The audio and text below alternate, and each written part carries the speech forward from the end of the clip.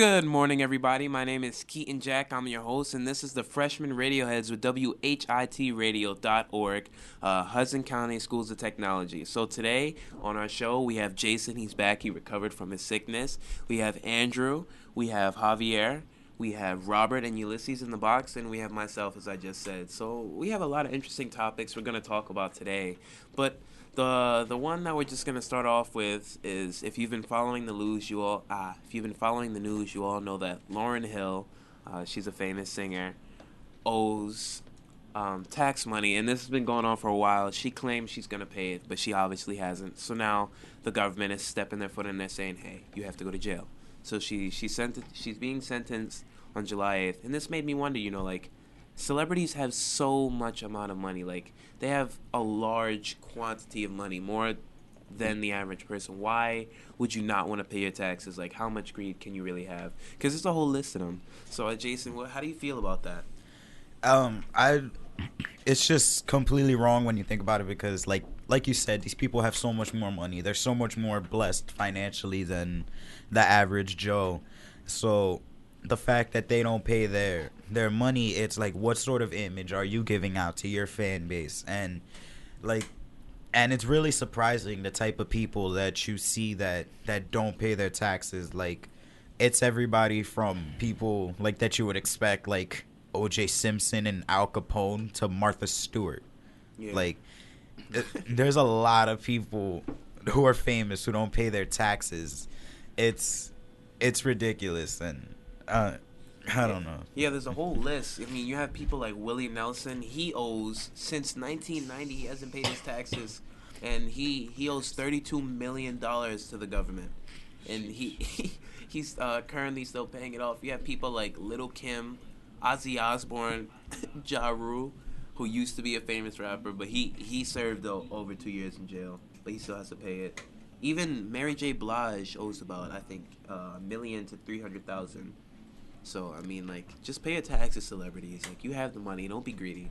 But on another note, on this show, we really, we like to focus on sports a lot. And one of the occurring or interesting topics about sports right now is, as you know, in the NBA playoffs, New York took a fall. The Knicks, they weren't able to pull in a win on the playoffs. And a lot of people are questioning, what can the Knicks do to get better? Because they have the team, but what is it about the Knicks that are causing them not to win? Javier?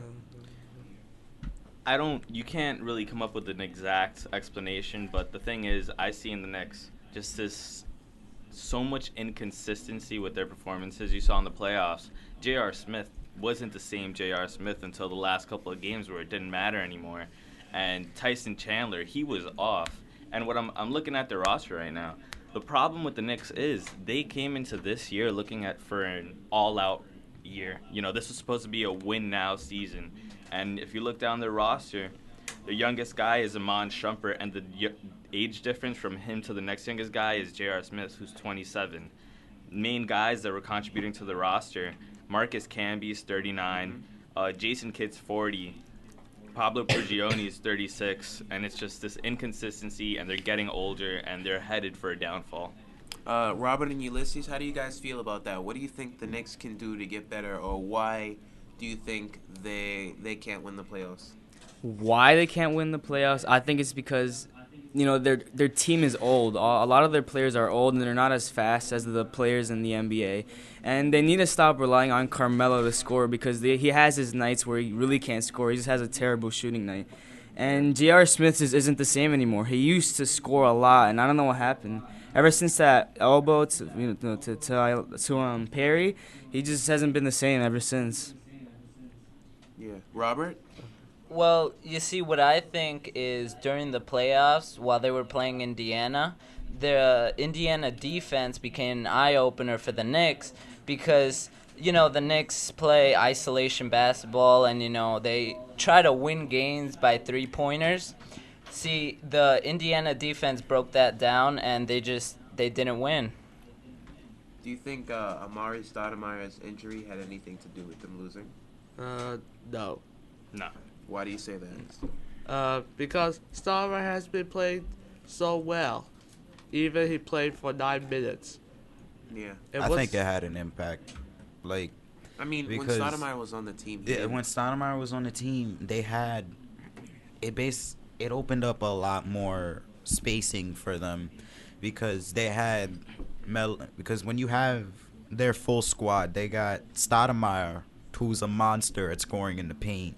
He's basically Carmelo Anthony in the paint. Like, he just finds a way to score no matter what. And then you have guys like Melo, J.R. Smith, Prigioni, Jason Kidd, guys who can knock down the three ball. It makes the Knicks that much more versatile. And, like, I think the Knicks, everybody needs to get a bit more involved in everything.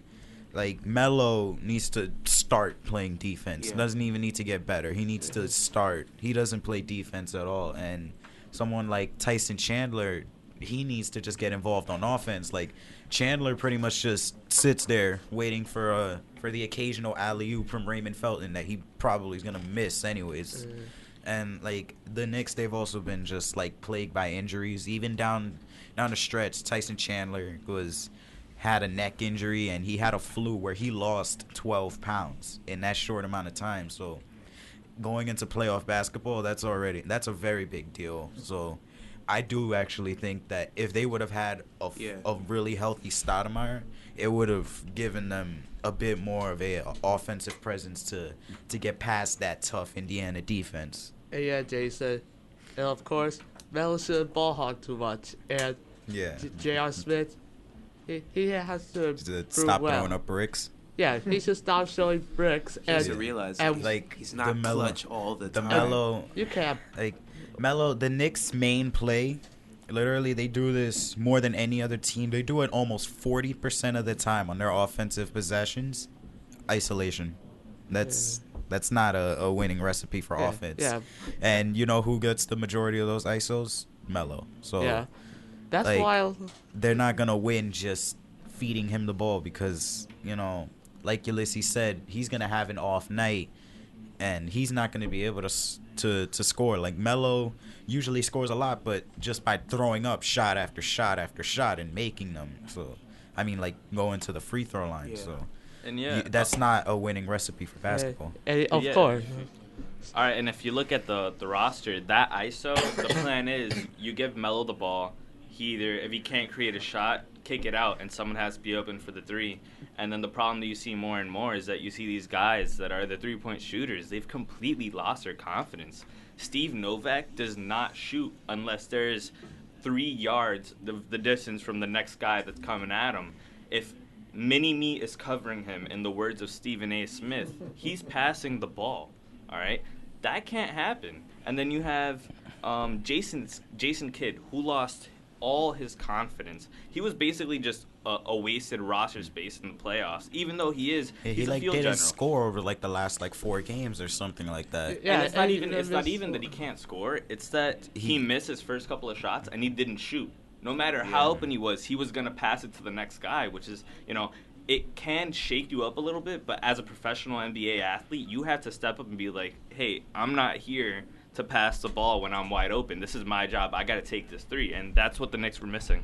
I think Yeah. what the Knicks need is another big man who can not only contribute defensively, but also can put up boards offensively. And- Someone who can cause the Knicks to run more. And Keaton. So, do you think we need Chris Paul as a free agent for the Knicks? It's useless.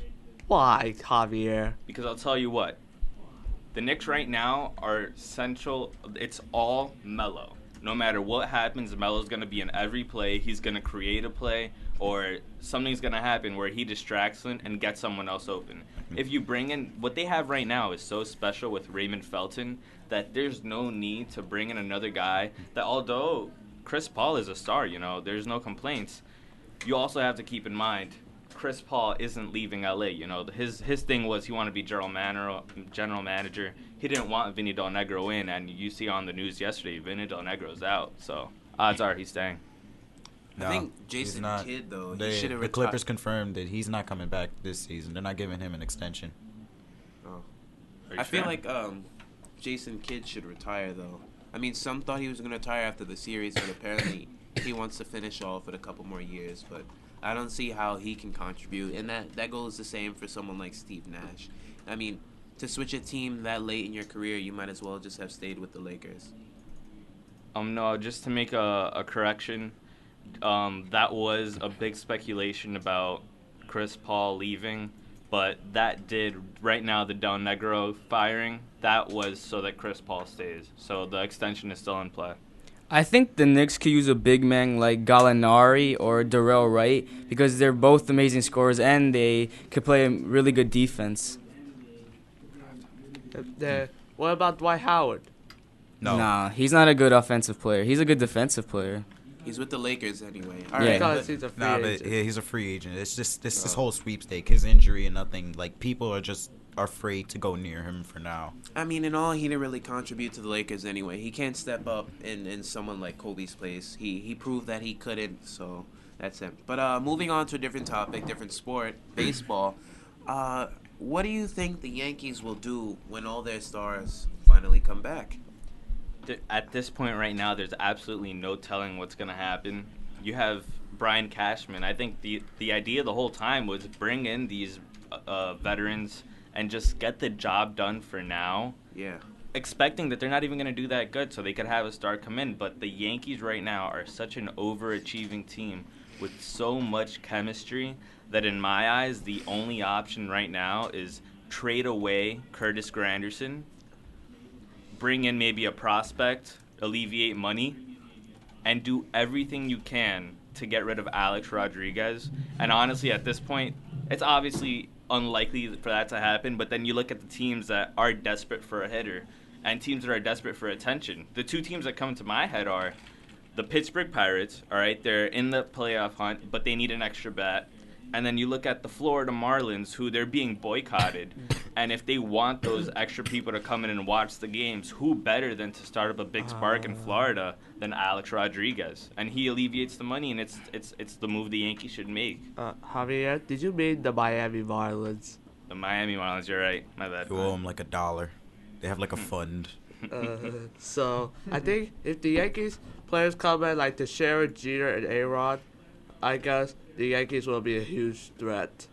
The thing is, you have, all right, right now, you look at their roster, David Adams just got called up, and he's an overachiever. He's done amazing. And then you forget that there's still Kevin Youkilis waiting, coming back from an injury. So it's Kevin Youkilis, Alex Rodriguez, David Adams at third base, Lyle Overbay, Travis Hafner, Mark Teixeira at first base. And then Jeter's going to get his starting spot. You have another problem with, what's his name, Francisco Cervelli coming in for the catcher role, and you have Chris Dorr, who's played an amazing year. Austin Romine, for a rookie, he's been lighting it up. And the outfield right now, in its own, is completely jumbled up with Curtis Granderson, Brett Gardner, Ichiro, and Vernon Wells. I agree with Javier that they should probably start getting rid of these stars. I think the Yankees need to start thinking about their future because they've just been riding high for the past ever since the 90s or so. Yeah. Just signing these free agents, blockbuster trades. That's how the Yankees have been making their success story. But now all these guys are getting old. Jorge Posada's retired. Mariano Rivera's his last season. Derek Jeter, he's injured right now, but The end of the line is soon. The end of the line is within the next 2-3 years max. So you see all these guys, they're getting old and they're getting banged up. A-Rod's getting old. What is A-Rod, 34 by now or something? 34, 35, 36. Yeah, and now he's got this whole saga with him, caught on steroids twice. So you get this this bad air about you just running these old men out there. They're just squeezing the last out of these guys. And it makes sense because these guys, I'm going to wrap it up. It makes sense because the whole plan was that this next offseason, they just unleash and bring in a whole bunch of players once they get under the luxury cap. But that's a whole nother topic in its own. All right. In other news, though, and really quick. All right. In other news and really quick, sorry. The Cavs won the lottery pick, and once again, do you think they're gonna take the number 1 pick or they'll trade it away for a player? No, they'll still accept it. You think they'll still accept it? They'll trade him because right now they have their center. They have Myers Leonard. Yeah. Oh, no. Tyler Zeller as their Kyrie center. Irving. They have Tristan Thompson at the Kyrie power Irving. forward. And the only reasonable number 1 pick right now would be Nerlens Noel, and he's a center. So I think it would be an unnecessary pick. They could see what they get in return. Maybe get a nice, maybe possible starter, It'd be a good investment for them. Yeah. Well, that's all the time we have today, ladies and gentlemen. This was the Freshmen RadioHeads with WHITradio.org. I'm your host. My name is Keaton Jack. Today on our panel, we had Jason Morrell, Andrew Kwok, Javier Crespo, Robert and Ulysses in the box. And today we talked about, celebrities who don't pay their taxes. Terrible, I know. And sports, the Knicks, what can they do to get better? The Yankees, sleeper team, and the lottery draft. So until next time, you guys, see you later. So I think the Yankees are approaching to a lucky.